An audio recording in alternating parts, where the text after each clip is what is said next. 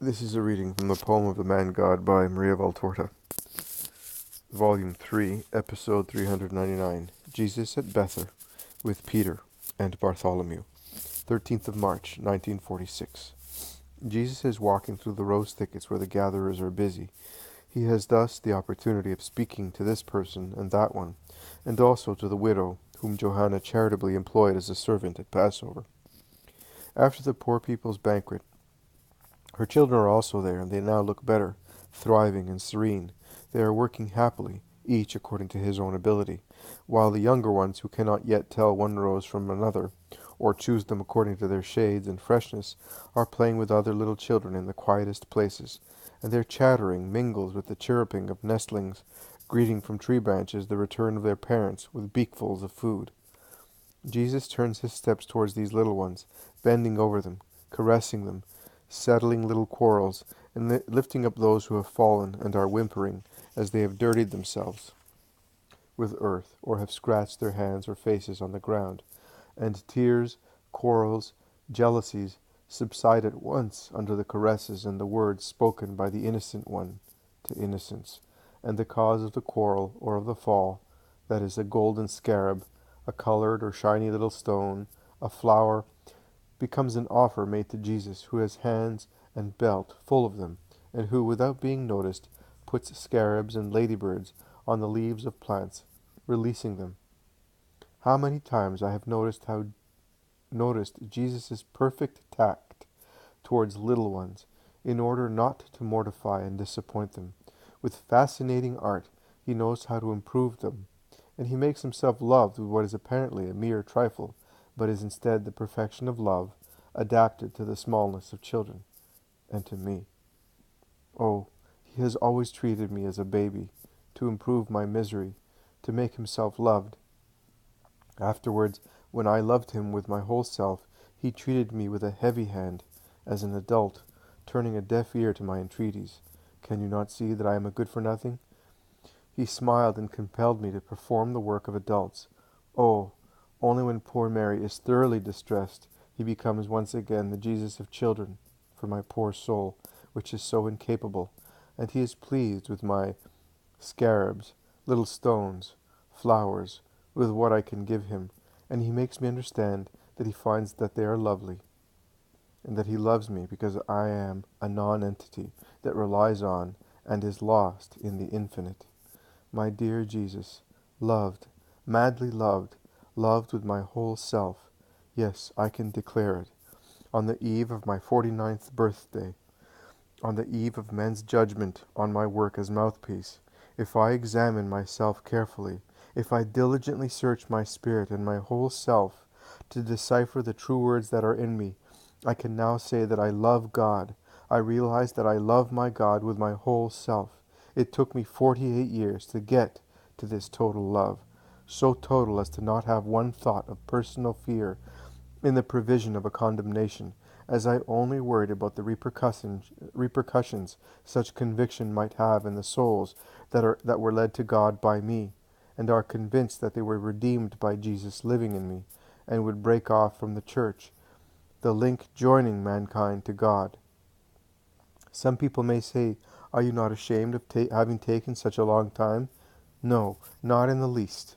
I was so weak, such a mere nothing, that it took me all that time. In any case, I am convinced that it took me exactly the time that Jesus wanted, not 1 minute more, not one less. Because I can say this, since I began to understand what is God, I have never refused God anything.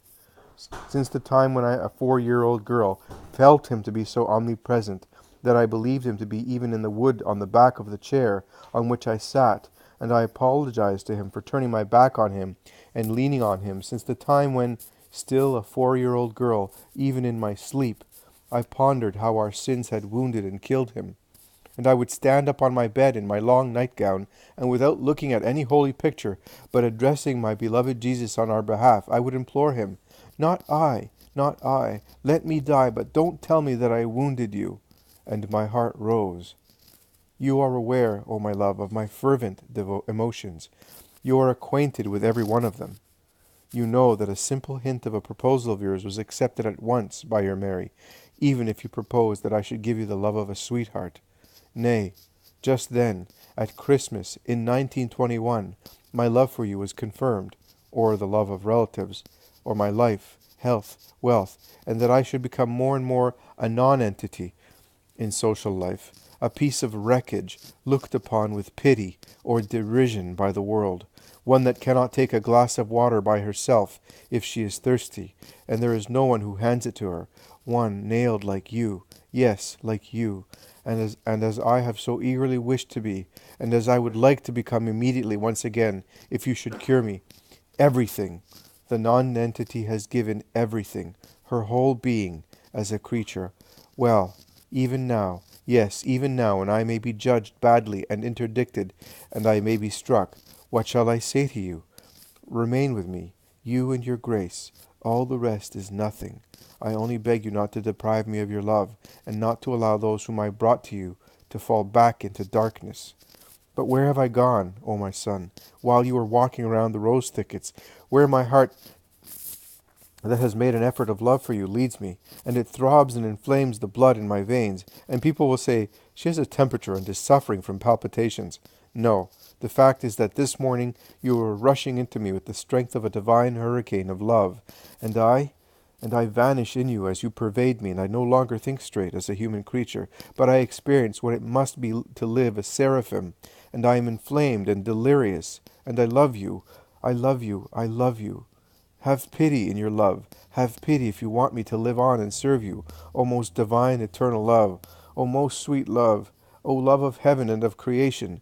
God, God, God, no, do not have pity, even more love, even more, to the extent of death on the stake of love. Let us melt into each other, let us love each other, that we may be in the Father, as you said everything for us.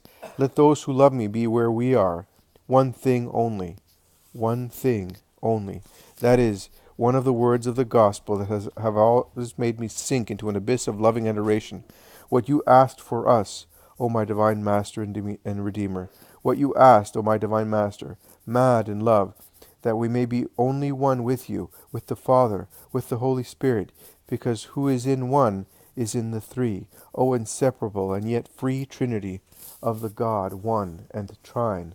Blessed, blessed, with each throb and breathing of mine. But let us go back to the vision, since I now see Peter coming forward with so rapid a step that his garments flutter like a sail swollen by the wind. He is followed by Bartholomew, who is proceeding more calmly. Peter arrives unexpectedly behind Jesus, who is bent, fondling some sucklings, the children of the gatherers, lying on folding seats in the shade of trees. Master! Simon, how come you are here? And you too, Bartholomew. You were to leave tomorrow evening, after the sunset of the Sabbath. Master, do not reproach us. Listen to us first. I will listen to you, and I do not reproach you, because I believe that you must have a grave reason for disobeying. But reassure me that none of you is ill or hurt. No, no, Lord, no harm befell us, Bartholomew hastens to add. But Peter, always sincere and impulsive, states, as far as I'm concerned, it would have been better if each of us had broken legs, or even if our heads were injured, rather than... But what happened? Master, we thought that it was better to come to put an end to...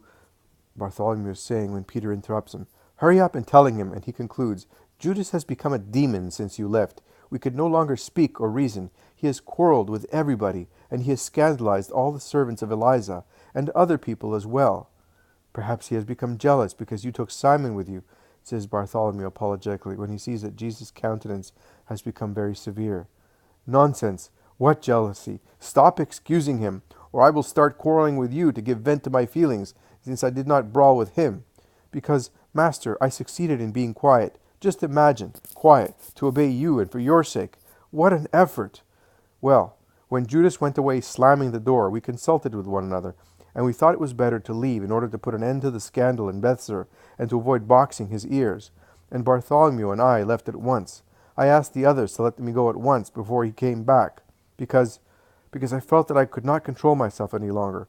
Well, I have told you. You can now reproach me if you think that I made a mistake. You have done the right thing. You have all done the right thing. Also Judas? Oh, no, my lord, don't say that. He made a deplorable spectacle of himself. No, he did not do the right thing, but it is not for you to judge him. No, Lord. His no is uttered with great difficulty. There is a moment's silence. Then Peter asks, "But will you at least tell me why Judas has become thus all of a sudden? He seemed to have become so good. Everything was so pleasant. I said prayers and made sacrifices that it might last, because I cannot see you depressed, and you are distressed when we misbehave. And since the feast of the dedication, I know that even the sacrifice of a spoonful of honey is of great value." A disciple, the youngest disciple, a poor boy, had to teach me this truth to me.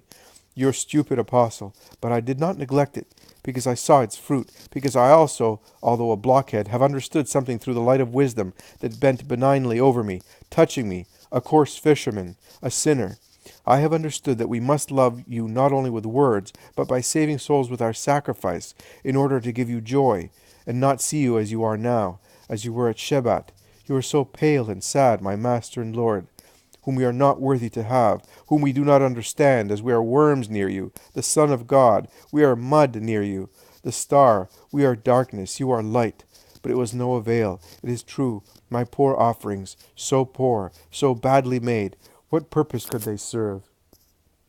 Forgive me, but I gave you what I had. I offered myself to give you what I have, and I thought that I was justified, because I love you, my God, with all myself, with all my heart, and with all my soul, with all my strength, as it is written. And now I understand also this, and I also say that John, our angel, always says, and I beg you, and he kneels at Jesus' feet, to increase your love in your poor Simon, so that my love may increase for you, my God. And Peter prostrates himself to kiss Jesus' feet, and remains thus. Bartholomew, who has been listening, admiring, and assenting, imitates him. Stand up, my friends. My love grows deeper and deeper in you, and will grow more and more, and may you be blessed because of your hearts. When are the others coming? Before sunset. Very well. Also, Johanna, Eliza, and Chusa will come back before sunset. We shall spend the Sabbath here, and then we shall leave. Yes, my lord, but why did Johanna send for you so urgently? Could she not have waited? It had been arranged for us to come here. Through her imprudence she has caused all this trouble.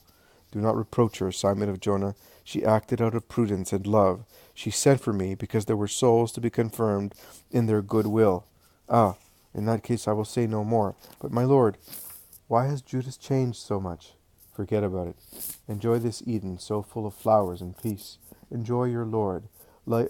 Leave and forget about humanity in all its worst forms, in its attacks against the soul of your poor companion. Remember only to pray for him. Very hard.